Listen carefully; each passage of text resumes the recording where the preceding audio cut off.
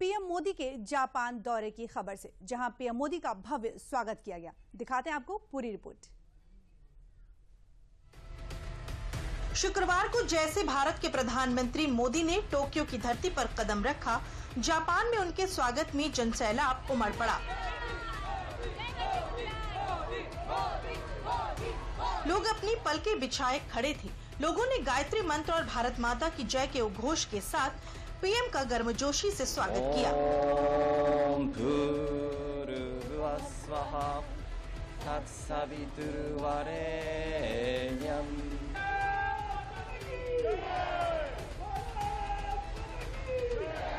इस दौरान पीएम भी जापान में लोगों का प्यार देखकर उत्साहित दिखे।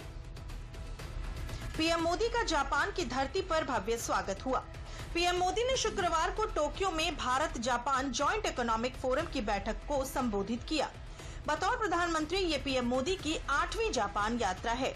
इसी के साथ पीएम मोदी सबसे ज्यादा बार जापान जाने वाले भारतीय पीएम बन गए हैं। पीएम मोदी के भव्य स्वागत के बाद टोक्यो में चारों तरफ मोदी मोदी की गूंज ही सुनाई दे रही थी। पीएम मोदी अपने भव्य स्वागत के बाद सीधे Bharat Japan joint economic forum की बैठक में पहुंचे और निवेश, टेक्नोलॉजी और व्यापार को लेकर लोगों को संबोधित किया। जापान हमेशा एक अहम पार्टनर रहा है। मेट्रो से लेकर मैन्युफैक्चरिंग तक,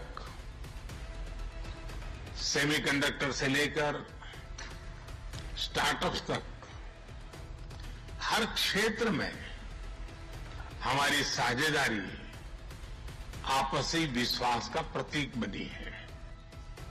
जापानी कंपनियों ने भारत में $40 बिलियन से ज्यादा का निवेश किया है।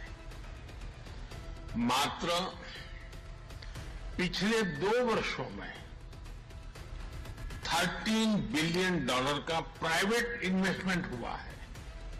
ट्रंप के टैरिफ के बाद भारत जापान के साथ सेमीकंडक्टर, एआई जैसे क्षेत्रों में सहयोग बढ़ रहा है, ताकि अमेरिकी बाजार पर निर्भरता कम हो। जापानी कंपनियां भारत में निवेश के लिए तत्पर हैं, जिससे भारत को वैश्विक उत्पादन केंद्र के रूप में उभारने का सपना और भी मजबूत हो रहा है। पीएम मोदी जापान के पीएम इशिबा के साथ वार्षिक सम्मेलन के दौरान सिक्योरिटी, डिफेंस, ट्रेड और टेक्नोलॉजी जैसे मुद्दों पर बातचीत करेंगे।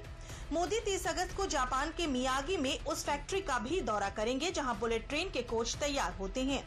पीएम मोदी की इस यात्रा के दौरान जापान भारत में 10 ट्रिलियन येन यानी 5.93 लाख करोड़ रुपए के निवेश की घोषणा करने वाला है। इसके अलावा पीएम मोदी को जापान में गार्ड ऑफ ऑनर से भी नवाजा गया। पीएम मोदी जब अपने जापान से चीन की यात्रा पर शनिवार को बढ़ेंगे, तो दुनिया के सामने एक और नया संदेश होगा कि भारत किसी के इशारे पर नहीं चलता।